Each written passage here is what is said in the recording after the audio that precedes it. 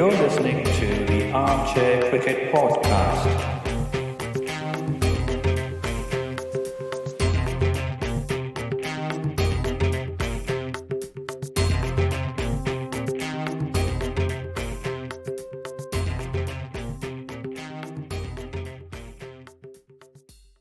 Hello, all. Welcome to another episode of Armchair Cricket Podcast, a podcast focusing on Test cricket by armchair critics of the game. As you may have already noticed, there's a little bit of a lull between episodes for Armchair Cricket Podcast because my co-host Giri is a bit busy, and I'm your other host Ajit, and I'm currently on a holiday in India. So, because I'm on holiday in India, I'm able to catch up with some of our frequent co-hosts. So I was able to have a chat with Kanna, who's joining us for this section of the episode, and I'll have another co-host joining us for the next section as well. So I hope you guys stay tuned in and listen to that one. So first of all, I would like to welcome Kanna back on Armchair Cricket Podcast. Hello, Kanna. Thanks for joining. Hi, Ajit. Thanks for having me. It's good to be back on the Armchair Cricket Podcast. We're sort of recording a bit late in the evening, so I hope we both stay awake and active while this is still going on. Maybe we've not had a very long drive to office today, as most Bangaloreans complain.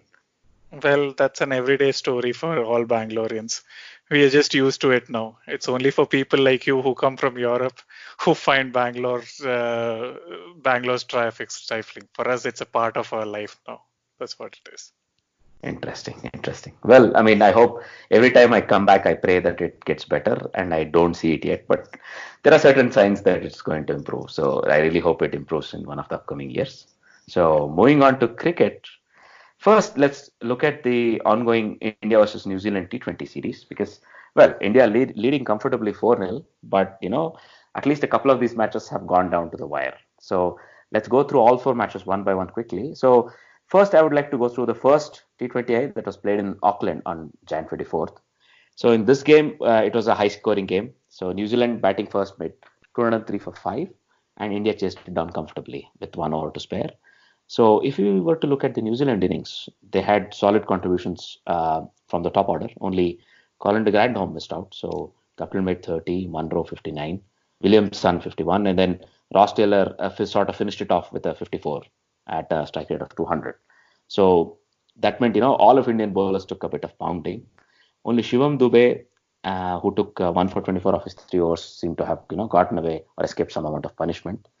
So in this case, chasing a 204 run target, because it was Auckland, it has very short square boundaries. So a target of 200 is pretty much like chasing a Chinnaswamy, let's say. So it's a very gettable target.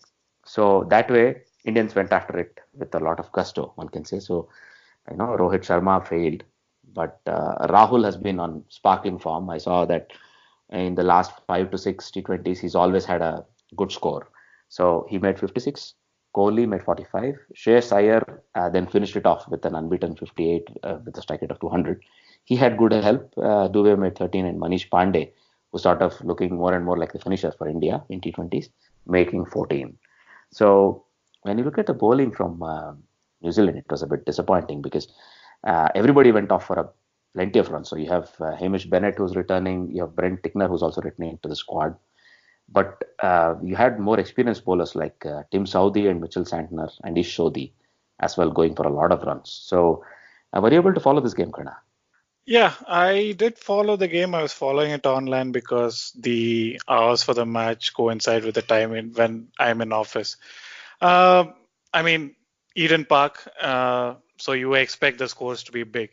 And sure enough, 200, even though New Zealand scored 200 batting first, it was always a par score on that pitch. And sure enough, India came out and they absolutely dominated them. I mean, KL Rahul, like you said, he's just become a beast now in T20 cricket. There's no stopping him. I was reading somewhere that he's got half the amount of Rohit Sharma's runs in a third of the innings that he's played. So that just shows you how good a player he is right now. And then, I mean, just when the match, looked to be getting a little bit interesting with Kohli getting out, and then Shivam Dube also getting out, Shreyas Iyer just turned it on and just made sure that India were home with more than an over to spare. So that's what. Well, I mean, are these good signs for the Indian middle order, do you think, at least the T20 team? Because we know there is some, there are some talking points there, especially with the middle order not looking very settled. There's the MS Dhoni shaped hole there. And now, until recently, Rishabh Pant was sort of auditioning for that role. And now KL Rahul has taken over the gloves. So Pant, the batsman, is not really required in this 11. So that meant somebody like Shivam Dubey and Manish Pandey get to play, maybe even Sanju Samson, as we see later on in the series. Do you think the Indian middle order and the lower middle order looks competent, looks good to finish a T20 strongly? I think one of the highlights for India, especially after the World Cup, has been the form of Shreyas Iyer. I think India should persist with him at number 4, give him more opportunities to, learn to bat in those middle order situations and improve his skill. I mean, there are I can't really think of any great middle order batsmen that are going around in the world today. I mean, especially probably after the retirement of De Villiers, I mean, which has been a couple of years now. But after the but Shreyas Iyer has shown the potential that he can be India's number 4 for the years to come. But after the number 4, I think India's middle and lower order is a little bit dicey. I still do feel that India batting Manish Pandey too low. Shivam Dubey is more of a hit, and I mean he's very young in his international career. You have to consider that, but at the moment he's just too much of a hit or miss cricketer. So I mean, if these are signs towards building towards the World Cup, I think it's okay. But yeah, I think probably Hardik Pandya, once he comes back, that's when probably uh, we'll have a better idea of how the Indian batting order is going to be. Well, I can really see, if you were to replace Shivam Dubey with the Hardik Pandya, that will give a very strong, let's say, look to the middle order. You'll always have somebody like Jadeja, and even Shardul Thakur has shown that he can hit a few, lusty blows when it is required. So, yeah, I mean, But they might not really be able to stand up and compete with the likes of Stokes, Butler, and Sam Curran or somebody. But you were saying? do you really think Shardul Thakur will be in the first 11 for India? I don't think so. So that's one batsman less for India. No, well, I mean, he's doing everything he can. So we'll discuss about this when we talk about the fourth T20I for sure. But he's shown enough form with the bat. I mean, he's trying to push his case to be the, one of the names on the starting 11. Let's say, there's always Shami, now Agree. Bumrah. But who would be the third fast bowler if you were to talk? Would it be Saini or would it be Shardul? I would say, if you were to add with his batting, his bowling looked potent and he's looking more and more, matured in the matches. So we'll get to it. Now, if you were to take a look at the second T20I, maybe you can give us a quick summary of the score, Kanna. Sure. The second T20I was played at Auckland, and the match was an exact opposite of the first match at Eden Park. It was a low-scoring game with New Zealand struggling batting first and scoring only 132 for 5. There were just middling contributions from Martin Guptill, who scored 33, Munro, who scored 26 of 25 balls. Williamson struggled 14 of 20 balls. The only player who could score at a decent clip was Tim Seyfert, who ended up with 33 of 26 balls. But the final score was just not enough for India. I mean, in the bowling, Ravindra Jadeja stood out. He took 2 for 18 in his 4 overs. Jasprit Bumrah making a comeback took 1 for 21. Shami 0 for 22. When the Indian batsman came out, Rohit Sharma failed again for the second consecutive match. But then KL Rahul, like we just said, he just continues his good form, scoring a 57 this time.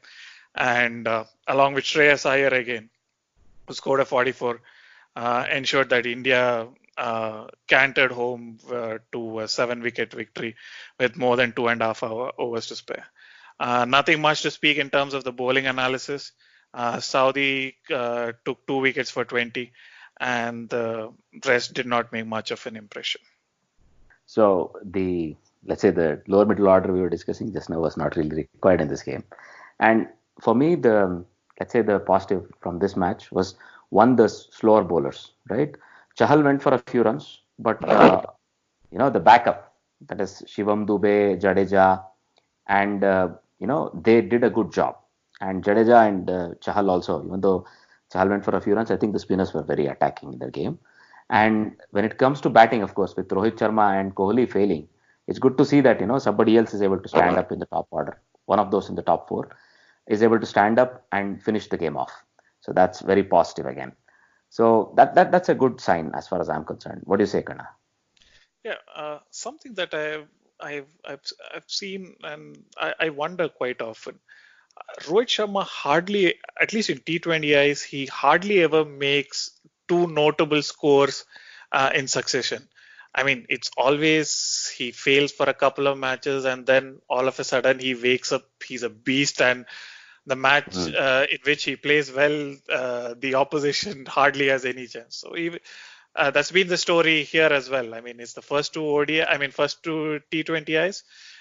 He goes for single digits. Obviously, when it comes to the third ODI, it's a totally different Rohit Sharma that comes up, which we'll speak about now, I guess.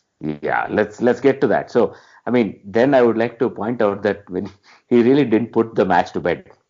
I mean, like what you said, his 65 or 40 was very well the decisive sort of a score. Again, in this game, India tried something else. So India batted first. This is in Hamilton, the third T20I. So this is the first of the, let's say, the thrillers, the first of the ties that happened. So the second one was the fourth T20I. So if you look at the third one, in the third one, well, India batted first and made 179 for 5 with, as you said, Rohit Sharma top scoring, 65 of 40. KL Rahul supported him with 27 of 19. And then Kohli made 38 of 27, batting at 4. Interestingly, Shivam Dube was promoted to number 3, but he failed in this game. So Shreyas Iyer, Manish Pandey, and Jadeja made some teens and took India to 179 for 5. At one stage, it looked like they couldn't probably get to 179. They looked like they were going to make 160 odd. But in the final overs, Pandey and Jadeja hit out at nearly 200 or more, strike rate of 200 or more, and they were able to take India to 179. This suddenly became a very competitive total. 160 or 165 would have been a bit short, but 179 looked good on that pitch.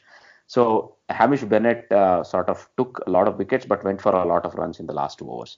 Well, the game should have been won by Kane Williamson, I would say. So he played a masterful hand, the top score of the game, and comfortably the best innings of this game. So he made 95 of just 48 balls.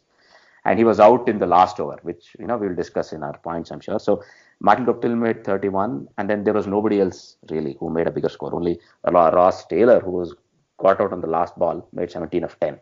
But all in all, it was not enough, and New Zealand ended up tying the game at 179 for 6. So a lot of credit to Shami, who bowled last over. So and he was able to defend 2 runs of 4 balls. Let me put it like that. So he did a wonderful job there. So we'll get into the details. And when you look at the rest of the bowling, well, Shami took 2 for 32. Thakur took 2 for 21 of 3. That was a good effort there. And, well, the spinners struggled. Well, at least Chahal struggled for sure. Jadeja again did a very competitive job. And let's say the replacement bowler, Shivam Dube, went for a few runs. And I think Bumrah had a shocker of a game for a change. He went for 45 runs of his 4 overs. Now, if you were to look at some of the talking points. So first, I think we can start at the end. So, did you watch the Super Over, Kanna? Yes.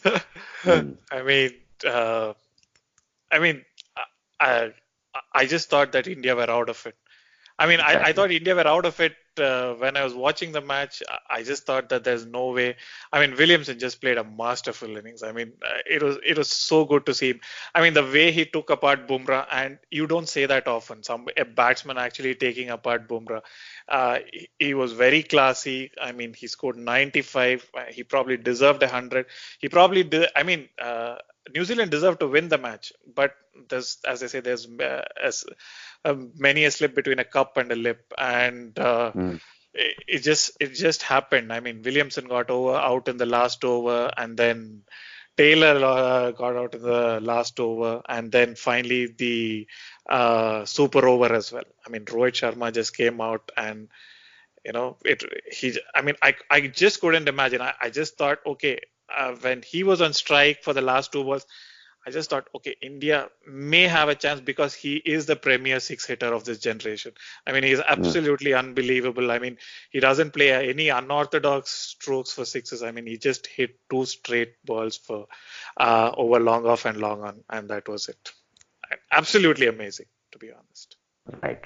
Also, the way Shami bowled in the last over, with just, 9 to defend, he considered a 6 of the very first ball, but he never lost hope, 3 of 5, you think it's going to be tough, and then 2 of 4, but then I think they hung on. So this is the hallmark of this Indian team. I think, they have a lot of belief, they have a lot of self-belief, and they just don't want to give up until the last one is scored, right? And they showed that very well. So would you say New Zealand are the new South Africa, the deadly C word? Well, I saw a tweet from our friends, One Tip One Hand, that is Edges and Sledges podcast, who were actually suggesting the same thing. They were saying, has the title of the C word, the choke tag, has it moved a bit south from South Africa to New Zealand? Well, I don't think so. I mean, this does seem like a bit of a choke. Let's concede this that. was a classic choke. This was a classic choke. They had no business losing that game. Exactly. Well, I think Ross Taylor panicked on the last ball. He didn't have to go for something so expansive and get bowled. I remember he got played on. Even until the last ball, they were in control. So India were very lucky to get away with a tie in that game, as well as Shami bowled. But then again, a lot of credit to Rohit Sharma. And I think, if anything, even in the last 2 balls of the super over, I think New Zealand had the upper hand. Like literally hit 2 boundaries, 1 4 and a 6, or maybe 2 sixes. And I think Saudi was guilty of bowling 2 length balls at regular pace. I mean, you don't bowl that to Rohit Sharma. What you said, one of the more consummate 6 hitters out there, he was waiting for it. And as I said, they were all proper strokes. So I would have risked a slower ball bouncer or a slower ball wide Yorker, anything. So when we get to the last game, I think we can discuss how Bumrah bowled that. It was perfectly bowled to a plan. So we can discuss the last ball of how New Zealand's, last over was controlled. So yeah, that was the third game, and India sort of, snatched victory from the jaws of defeat, and New Zealand did it the other way, right? So they gave the game to India, I think, and Saudi was probably as culpable as Williamson in that case. So now, if you will go to the fourth T20I, maybe you can get us quickly through the score, Kanna. Sure. So Saudi, that's why they say cricket is a strange old game. I mean, this series should have been 2-2. Instead, India is now 4-0. India batting first in the fourth match gave Sanju Samson a go at the top of the order. Unfortunately, just like the innings that he played against Australia, he just hit 1-6 and he got out. The rest of the top order also was a mess. I mean, Kohli got out for 11, Shreyas Iyer this time went early for 1, Dubey for 12. Rahul stuck around for some time, scored 39 but got out to a terrible shot. It was finally left to Manish Pandey in many ways to justify his position in the lineup. Instead of probably somebody like Rishabh Pant. He ended up scoring 50 of 36 balls, had a nice partnership with Shardul Thakur, and made sure India got to a fighting total, a total that at least they could play with.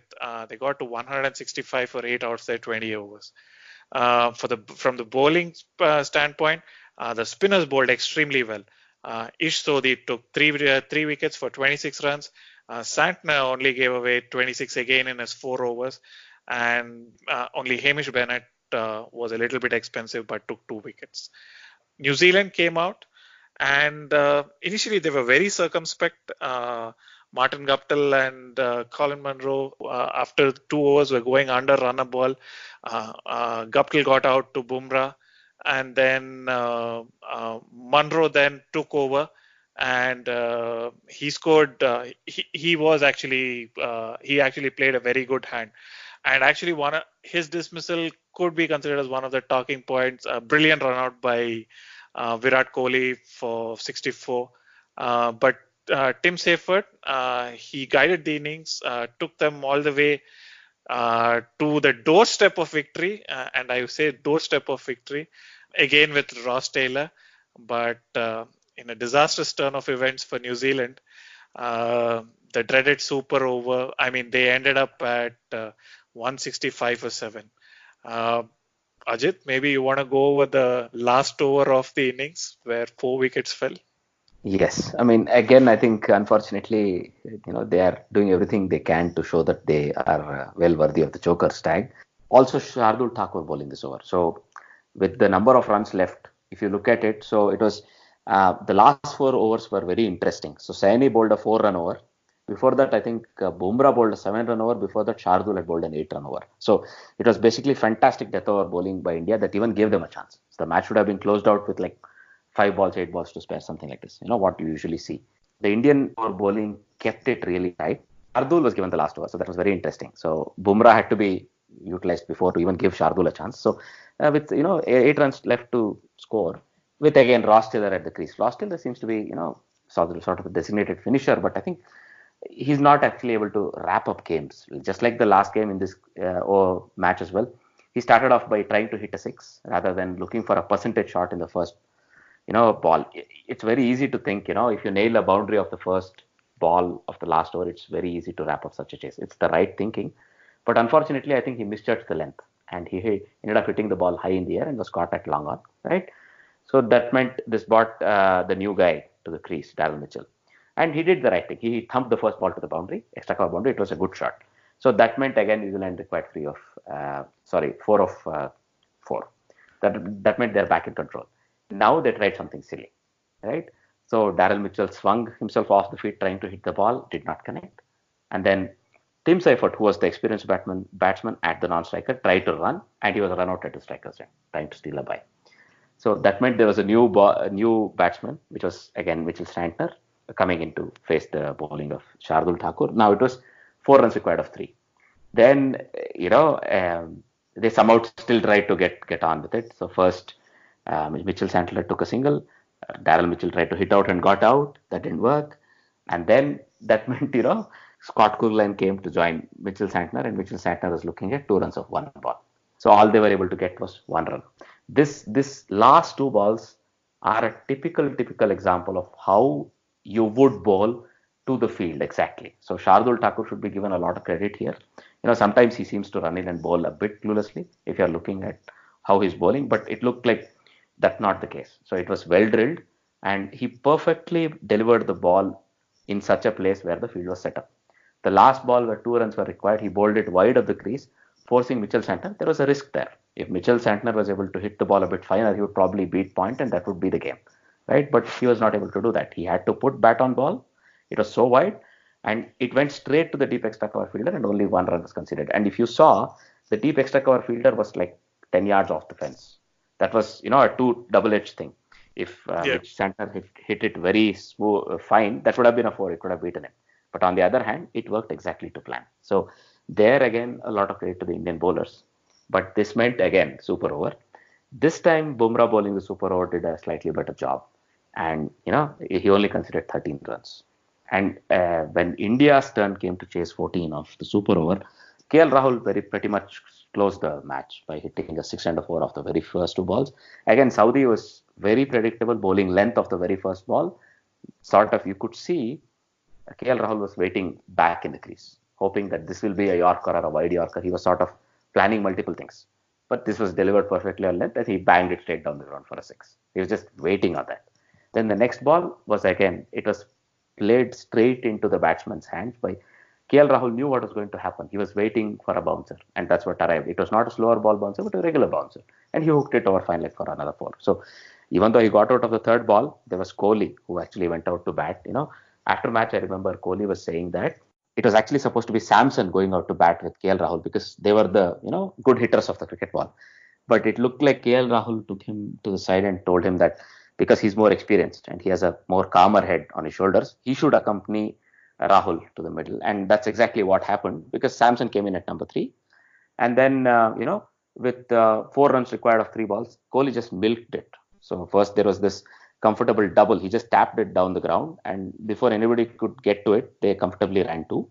And then, of course, that meant it was back to run a ball, and then he comfortably hooked 1 past mid-wicket, and that was that. So that was a very, clinical finish by Kohli, but well set up by Rahul, at least when it comes to the super over. So once again, I mean, New Zealand are trying to do their best to probably help South Africa out and take the Joker stack. But I have a feeling the Indian team here deserves a little bit of credit as well. This Indian team has this never say die attitude. They want to keep fighting until the last run is conceded or last ball is bowled. So maybe that puts a bit of pressure on a team which is a bit tentative. I don't know why New Zealand should be tentative.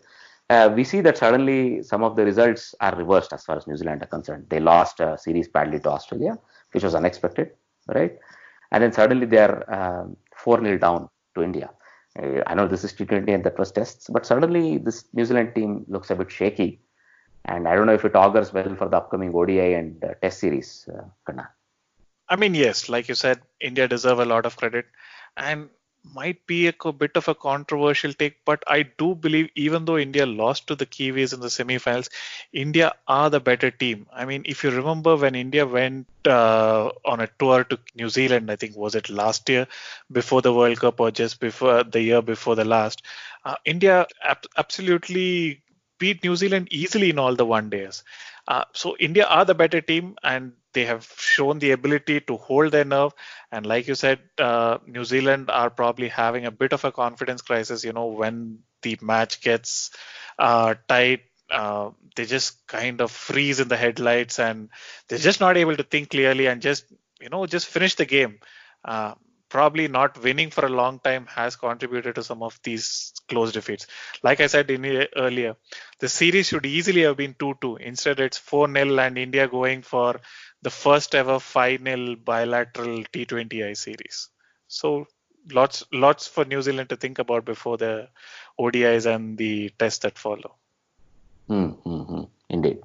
Well, I mean, I'm very eagerly looking forward to the 5th T20I before the ODI series start at least, so that if India can wrap up a final T20 series, it's a good thing for the team as well. And just one thing I wanted to ask you: do you think Bumrah is still, just struggling a little bit coming back from injury?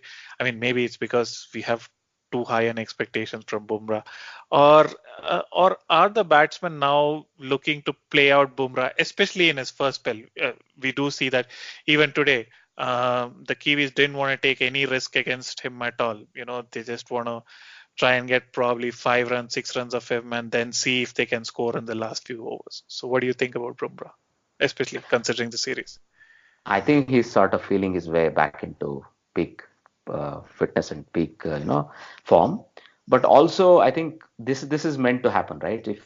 If you have a gun bowler in your team, teams will find a way to work around him. There are days when somebody as classy as Williamson will take him down, right? Like the previous T20I. But also there are days like today where, in the 4th T20I, teams will look to play him out and maybe target him in the last couple of overs, right? Because on his day, he's really, really tough to hit.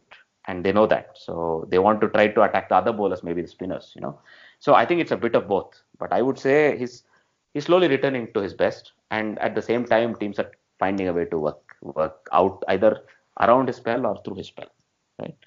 So, yeah, let's see how that comes in the upcoming T20I as well. So before we go on to the miscellaneous topics, let's take a quick look at the England women versus India women T20I that's happening. It was in Australia, the Tri Nation Women's T20 series that started in Australia. So in this game, England women and India women had a very close match, and India women won this game.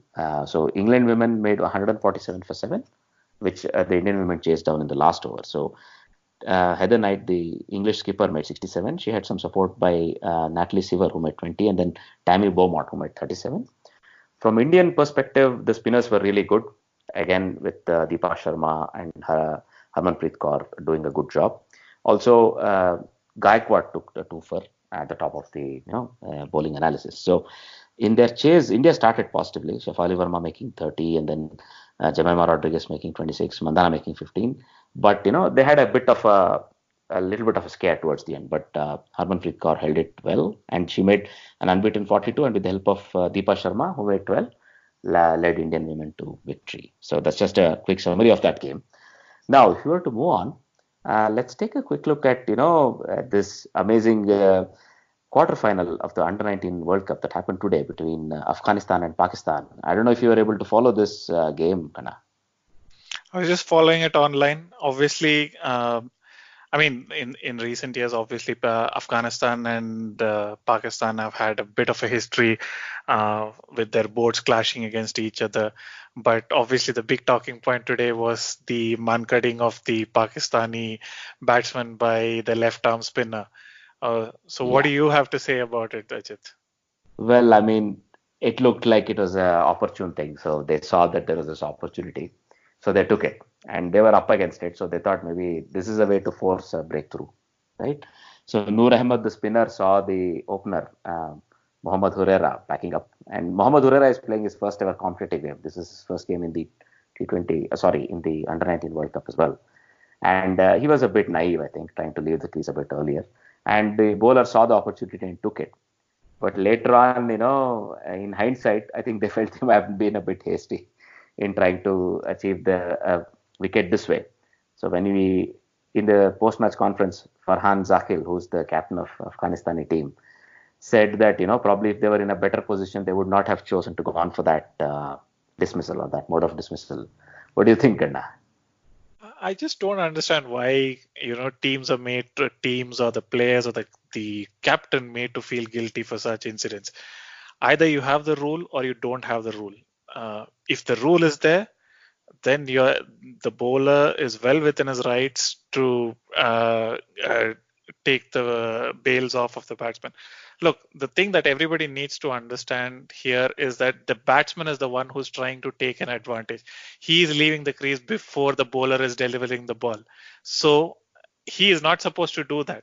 So if you see that he's trying to gain an advantage through unfair means, it is incumbent upon the bowler to take action for him and get him out of there. So there's nothing wrong in that.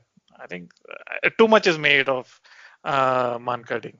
I think it has a place in cricket, and it should be used to get batsmen out.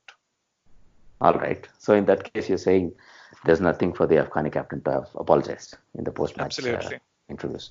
If you remember, there was another, slightly controversial such an event in the 2016 Under-19 World Cup where a certain Kimo Paul had run a Zimbabwean batsman out, and that led to a 2-run win for West Indies. That was something else. Yeah, and I think they ended up winning the tournament also. I think West Indies ended up winning the tournament also that year. Exactly. They did. So, speaking of winners of tournaments and how they progress, we know that, Kimo Paul has gone on to represent West Indies, right? Yeah. But I think you have an interesting quote from Rahul Dravid about it. Yeah. So I think this interview came out, or this quote came out in 2015 or 16. So Rahul Dravid has been the India under-19 coach now for a few years, I think probably 4 or 5 years. And he was asked about how we views India winning all these under-19 World Cup. I mean, I think probably India won probably 3 or 4 since the time Virat Kohli won in 2008. And he had a very interesting response. He said, I do not place much importance on our team or the boys winning the Under-19 World Cup. What I look forward to is how many of these boys who play for India at the Under-19 level, they go up and represent India at the national level, at the international level. He was giving a very particular example about the 2012 World Cup. I mean, Under-19 World Cup final. Unmukh Chand, who everybody thought would go on to represent India at the international level. Ian Chappell, I remember, I've seen a couple of interviews, lavishing praise on Unmukh Chand and saying that he should be fast-tracked to international cricket, but unfortunately it didn't work out that way. So what Rahul Dravid was saying that was, we won the World Cup in 2012, but as it happened, only one member from that team, that is Hanuma Vihari, who has gone on to represent India at the international level. And the interesting thing is, when he actually gave this quote, even Hanuma Vihari had not played. So actually none of those players had actually represented India. Their opponents in the final was Australia. and they had 4 people who had represented Australia at the international level by then. There was Cameron Bancroft, Curtis Patterson, who played a couple of test matches, Travis Head, who's a regular in their test and one-day squad, and then Joel Paris, who's played a couple of matches. So he said, under 19 cricket wins shouldn't be given much importance. It's just a stepping stone towards the ultimate goal for the cricketer to play for India, which I found quite interesting actually. So that's what it is. Yeah, makes sense. It makes absolute sense because, you know, when I was a student in Amsterdam, I met a former under 19 India player who had moved on, who was actually a certified doctor, and he was doing a postdoctorate or a MD sort of a degree, and he sort of moved away. I remember from cricket as soon as he finished sort of with the under 19 World Cup, realizing that he didn't want to pursue a career in cricket. So this can happen sometimes. We should not forget that sometimes these cricketers, they are still kids. They're still 18, 19, and they're sometimes still trying to find out what's the best way for them, whether playing cricket is the right way or not. And, in a country or in a setup like India, where the cricket sector thinks through thousands of players at a certain age level, there will be a lot of churn. So I can very well imagine if not all the under 19 players or not a large section of the under 19 team is able to later transform into an international team as well, because you have Suresh Raina, Mohammad Kaif, Virat Kohli. We have many other examples of people who played in the under 19 setup and then graduated, even Rishabh Pant and all of these people, right? So I think it's also one of those things where it might be just that people who are deciding about their careers find the up and down of maybe international cricket too much, or are not able to crack it at the next level. So it's a tough thing to sort of conclude, at least for me. I don't know what you think, Kanna. Yeah, no criticism at all. Absolutely. I mean, he was just giving his viewpoint. I think his intention was, okay, just take the under 19 World Cup or this win as a step along the way to becoming probably, an international cricketer, or probably even knowing Rahul Dravid, he'll probably say a more well-rounded individual in your life, probably something like that. Yeah, I agree. Interesting.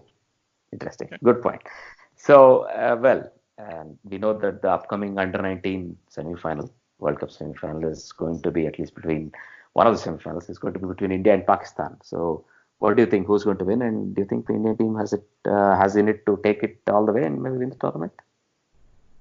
I think, yeah. I think considering India's record in these, I think one of the things that people tend to underestimate is there's a lot of talent in India. Obviously, with a massive population comes a lot of talent in India. And obviously, BCCI now has the resources. And for all the criticisms that we have of the BCCI, they do put in a lot of effort into under 19, especially with Rahul Dravid coming into the system, organizing tours to different countries. The players are, I would like to believe, well-rounded. They get themselves acclimatized to different conditions, and they are well prepared for a tournament of this magnitude. So I expect the Indians to go all the way again this time.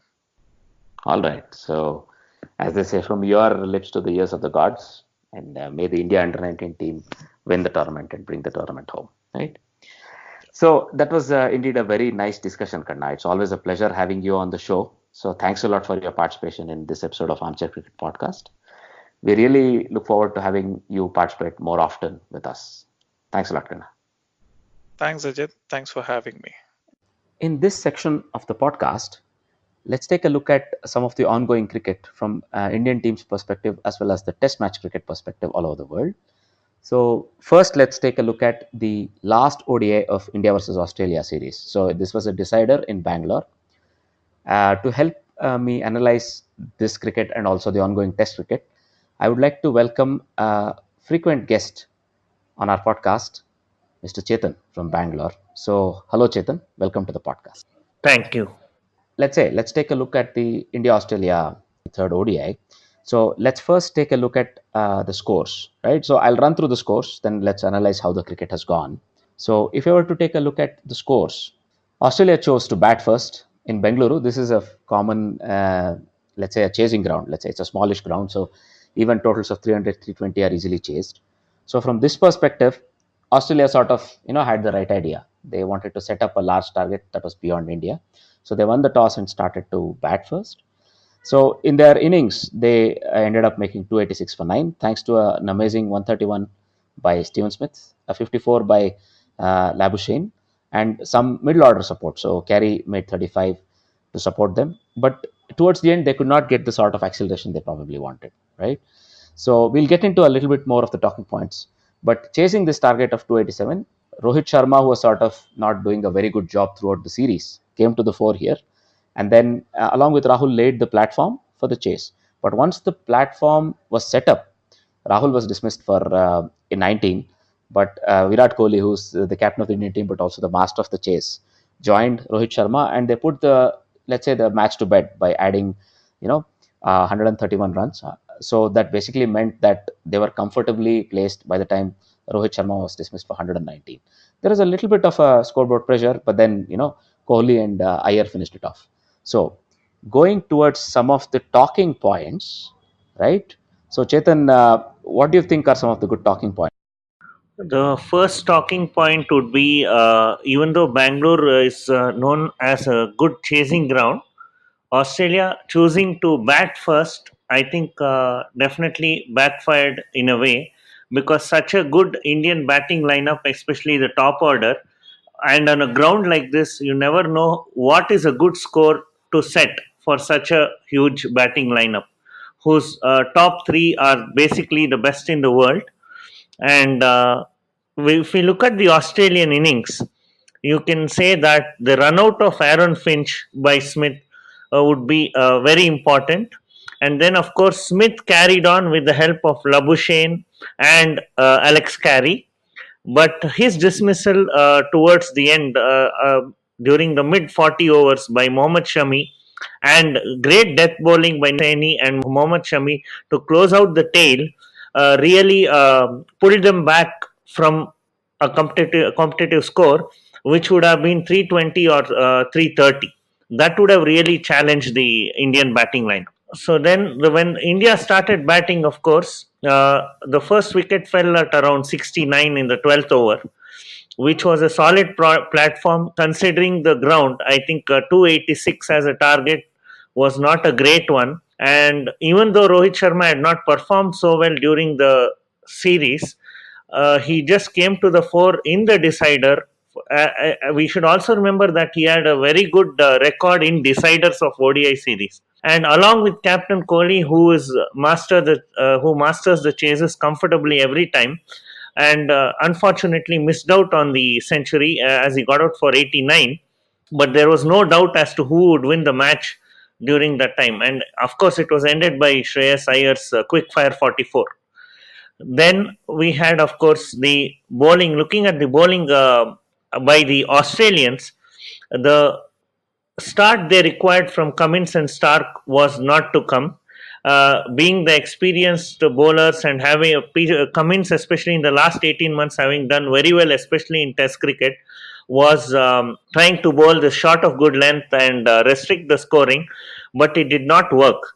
And in the back of their mind, I think they always had that this total was not really a challenging one for this top order Indian batting. So, from a result perspective, as an Indian fan, are you happy that India have actually beaten Australia in a one-day series after having conceded a one-day series at home to them? Do you remember this, Chetan? Yes, of course, I do remember that India led 2-0 in that one-day series, and Australia came back to win three back-to-back matches to take the series, especially because of a blinder of an innings from Ashton Turner that actually proved to be the turning point of a series where Yuzvinder Chahal and Kuldeep both could not handle the dew on that night. So he managed to, score a quick fire 80 odd of 40 balls that changed the momentum of the series and went towards Australia. And also, we should remember that India beat Australia in Australia 2-1. Also, because of some great innings by MS Dhoni and Kedar Jadhav. that really actually forced Australia also to look at India as a very big team, especially at home. Thanks a lot for that.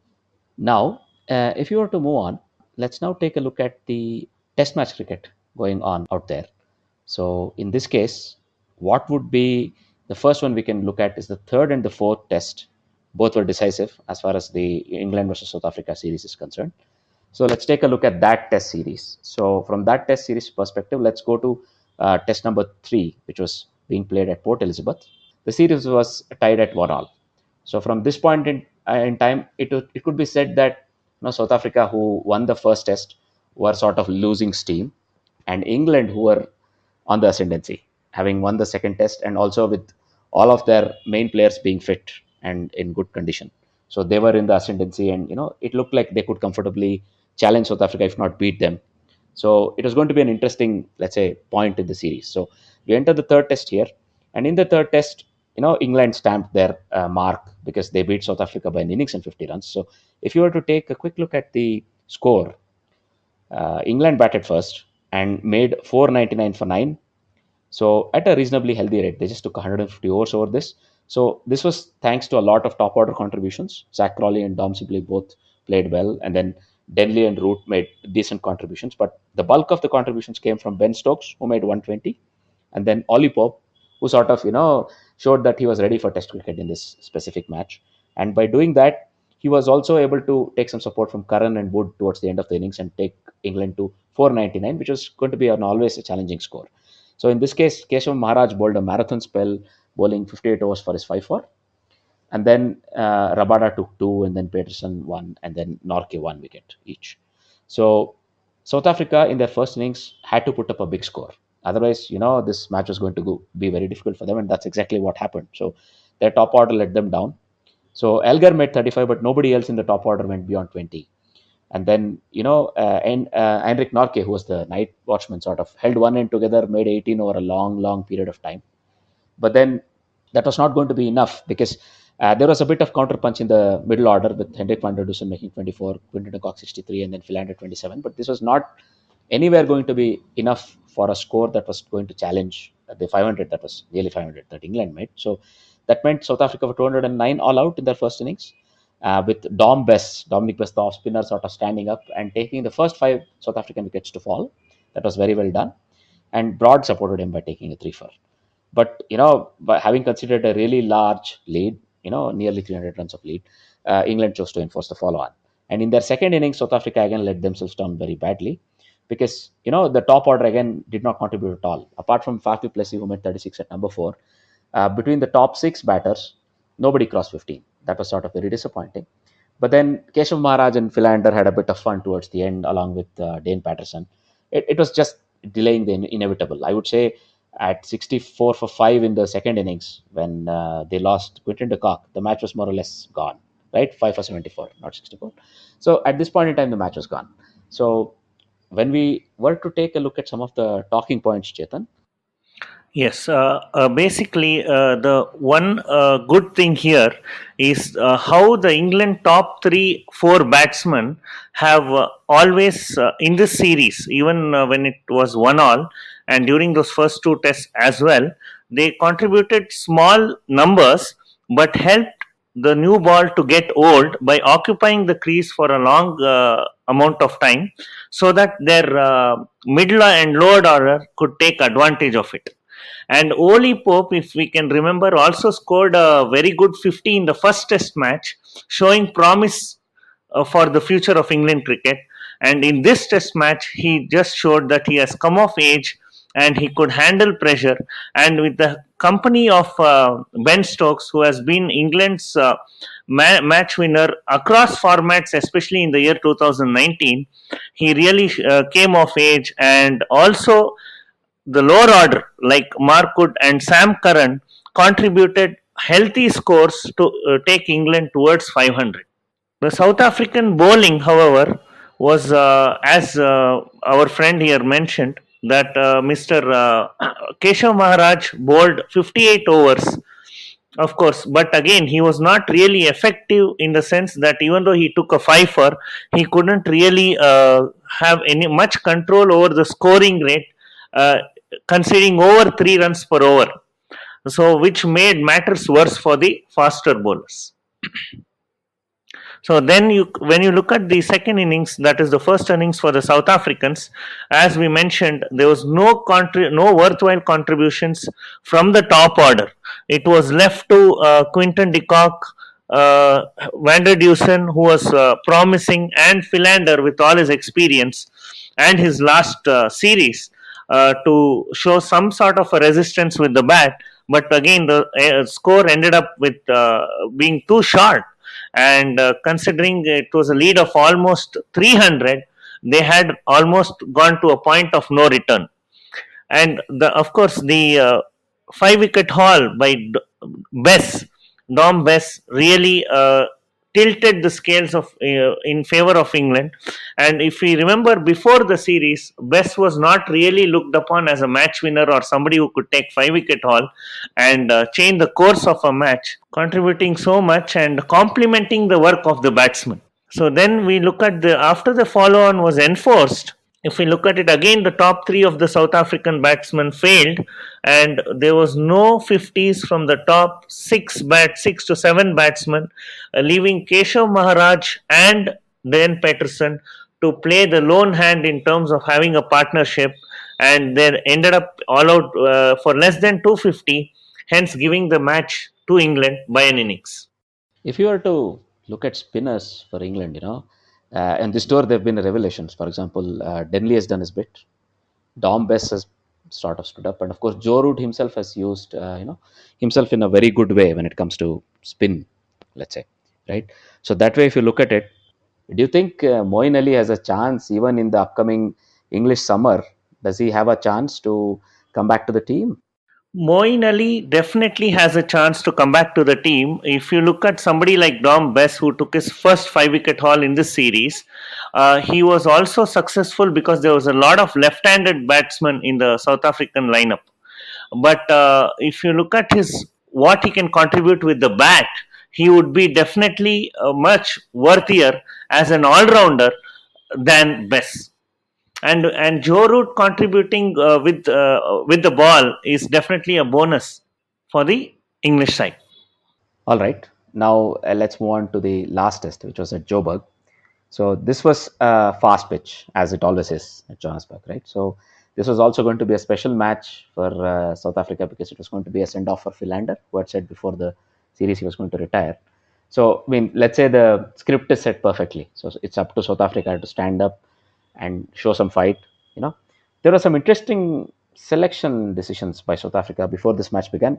Temba Bavuma, who scored a 180 in the provincial cricket in South Africa, forced his way back into the 11. So he was going to come batting at number 6, right? And South Africa chose to drop Keshav Maharaj, and they brought back Buren Hendricks, another left-arm pacer, right?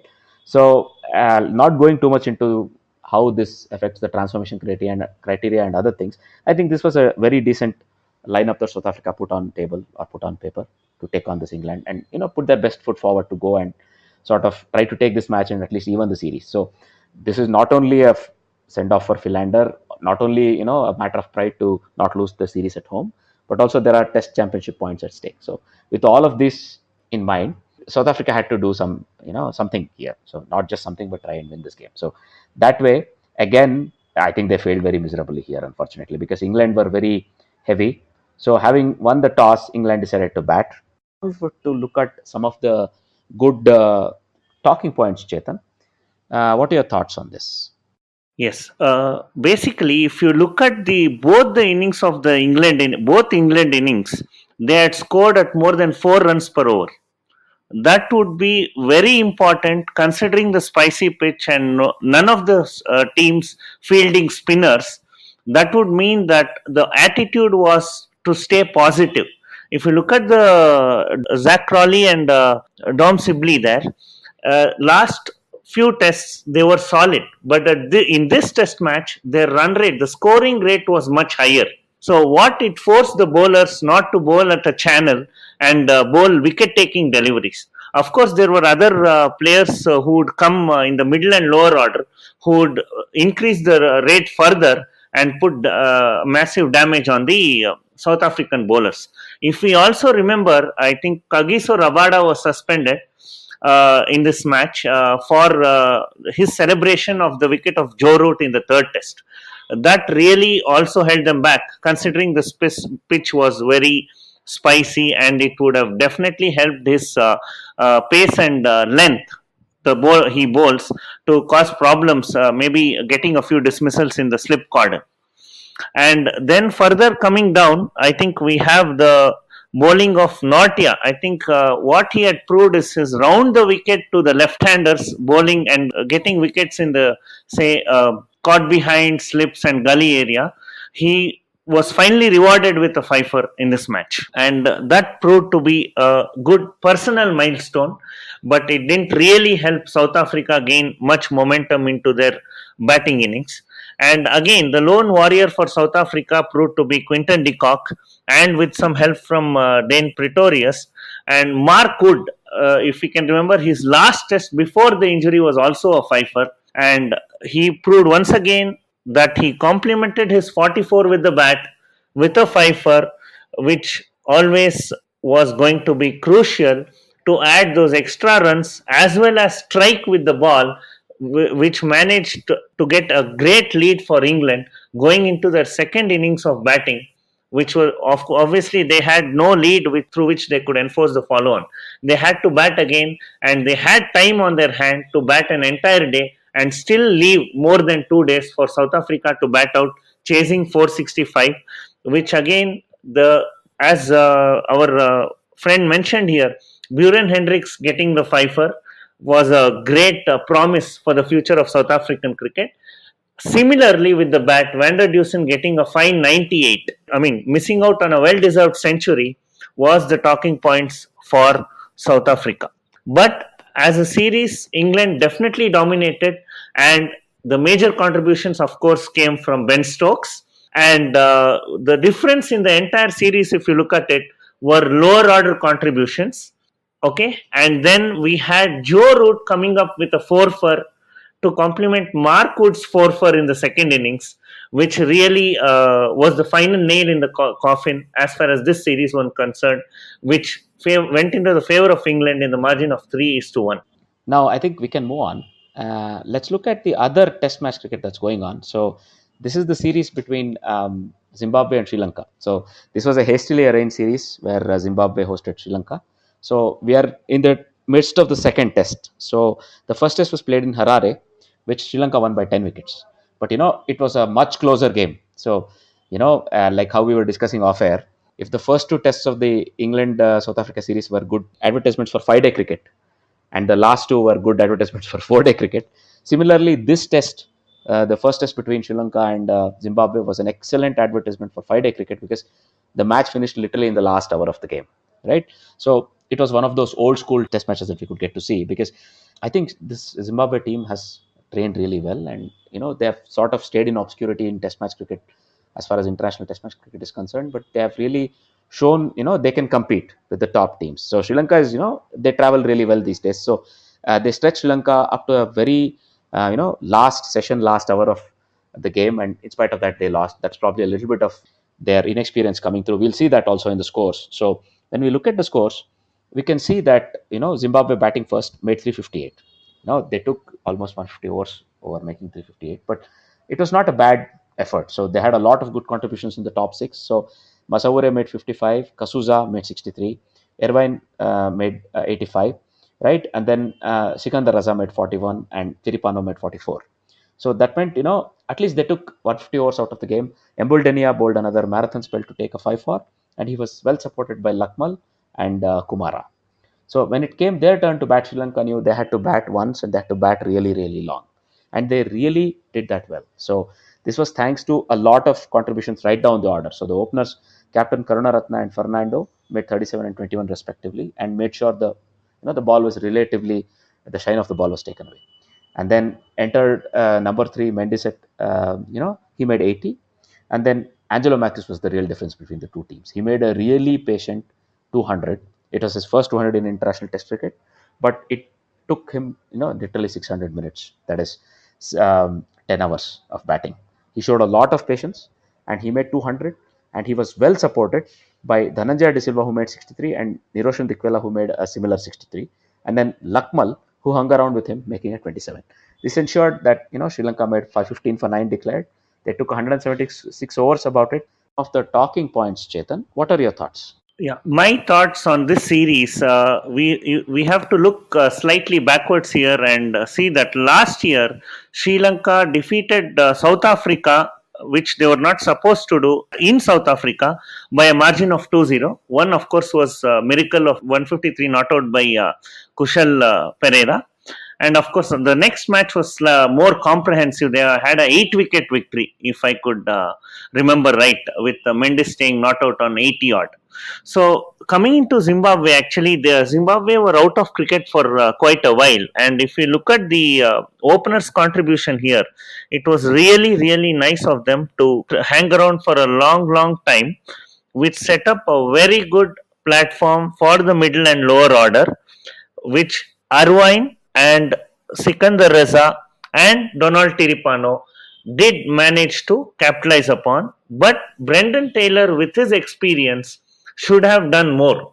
This is a series where the seniors were supposed to stand up and contribute more.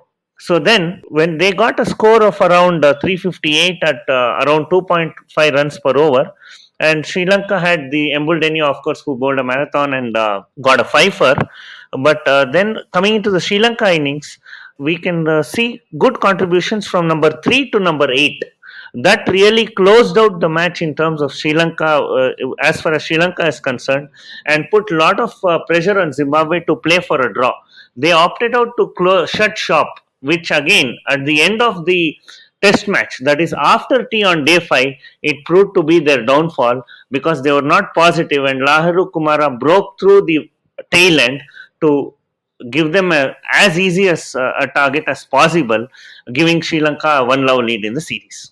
That was a nice summary, I think. So now if you were to go quickly take a look at the ongoing test match. So the second test match is ongoing, and even as we speak, the day 4 has ended, right?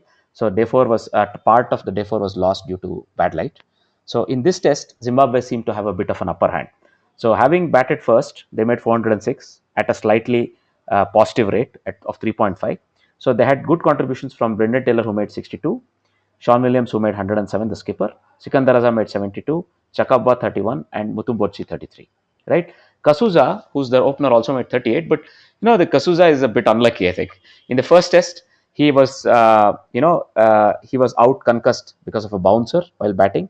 In the second test, it looks like he's been out concussed during fielding. So he took a terrible blow on his head fielding at short leg. So that meant, unfortunately, he couldn't really come back. So in the first test, Kasuza was concussion subbed out by Mudzingyama. And then I think I got the pronunciation wrong. But in the second test, he has been subbed out by Timishin Maruma. So this guy, he started his career in a very unfortunate manner, having been concussion subbed out in both the 2 tests he has played. But if you look at, Zimbabwean innings, they scored 406, but when they bowled, they showed a lot more intent. So they dismissed Sri Lanka for 293, right? So thanks to a 7-for by Sikandar Raza, who's done a very good all-round job in this test so far. So from Sri Lanka, Karunaratne made 44, Aushada Fernando made 44 as well, and then Matthews made 64. Dhananjaya De Silva made 42, and crucially batted with Vishwa Fernando, who made 38, batting from number 10. So without these 2 batters' contributions, I think Sri Lanka would have been in a bigger trouble, right? So still Sri Lanka only totaled 293. That meant, with a handy lead, Zimbabwe, when they started batting the second innings, they could be much more positive. And they had shown that again. So they're scoring at 3.2 runs an over in their second innings. And even though some time is lost due to, bad light and etc., and there's some rain predicted on the last day, there is a good chance that Zimbabwe, if they declare right away, they have a lead of 354. And if they were to declare right away, there is a very good chance they may actually be able to force a result. What do you think, Chetan? Got the scores here and the bowling performance and the batting performance. So what we look at now is the contributions made by the Zimbabwean middle order experienced players like Brendan Taylor, captain Sean Williams, and Sikandar Reza is what helped them build a score up to 400. So once we have a score of 400, whatever, even if it's a batting pitch, any part of the world, you are in with a chance against any sort of a team. And Sri Lanka lately, the batsmen haven't really put up very big performances. Of course, apart from the 200 of Matthews and the earlier mentioned 150 not out of from Kushal Pereira, they even in fact struggled in their home series against England as well to perform very well as batsmen and convert starts into 50s and 100s. So if we look at the Sri Lankan innings, the platform was solid, and of course it was capitalized on by Dhananjaya De Silva and Matthews, but still again the conversion of 50s into 100s was not seen, which saw that they ended up around 110 runs short of the Zimbabwe total, giving Zimbabwe a very good lead. And throughout this test match we have had stoppages because of bad light that might actually end up force this match into a draw, and taking away a creditable, deserving win for Zimbabwe. Of course, now with a lead of 110, the Zimbabwe was much more positive in the second innings, with Brendan Taylor, Sean Williams, and Sikandar Raza again contributing like in the first innings. And what we have to see here is the 7 for and 72 from Sikandar Raza in the first innings is almost a Ben Stokes like contribution to the Zimbabwean cricket team, which might do the start turn if they declare, say, first thing in the morning with a lead already over 350, and if there is a full day of bowling possible with attacking fields, good line and length, and a panicking Sri Lankan batsman, that could draw a series level at 1-1. Thanks a lot for the summation. Thanks a lot, Chetan, for your participation in this episode of Armchair Cricket Podcast. Thank you. I had a lot of fun because it came across from different parts of the world and different formats. Let's now take a look at the trivia section. So the trivia question from the previous episode was, who has the lowest average in India-Australia bilateral tests, scoring away from home and having scored at least 300 runs? So this was a stat that came up thanks to Ravi Nair, our co-host in the previous episode of the podcast. So the answer to this question is surprisingly David Warner, who averages just 19.45 while playing away in a bilateral series against India. The trivia question from this episode is, what is the highest score at number 6 in first class cricket? That is the longer format of the game. So with all the talk going on about the triple hundreds being scored at number 6 in Ranji Trophy, I guess we have come across this name and this stat. So I hope this is going to be an easy question to answer. You can give us the answer to this question or your thoughts about our show. For example, you could always reach out to us via our mail ID, which is armchair.cricket@gmail.com, or via our Twitter handle, which is @armchaircricketpod. Also, you could leave a comment on the Facebook page with your answer, or on any podcasting app you use to listen to our podcast. So if you listen to our podcast and if you like it, please do let your cricket friends know about it. And you are our strength. So I hope as long as you continue enjoying our podcast, you're also able to put in a good word for us. Having said all that, it's a goodbye from me and all my co-hosts. Thank you.